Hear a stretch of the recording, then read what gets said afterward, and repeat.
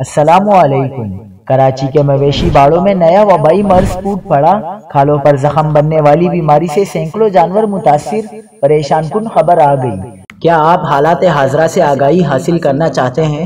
خبر کے پیچھے چھپے اصل حقائق جاننا چاہتے ہیں تو ابھی سبسکرائب کیجئے دل مل پاکستان کو اور ساتھ ہی گھنٹی کے نشان پر کلک کر دیں۔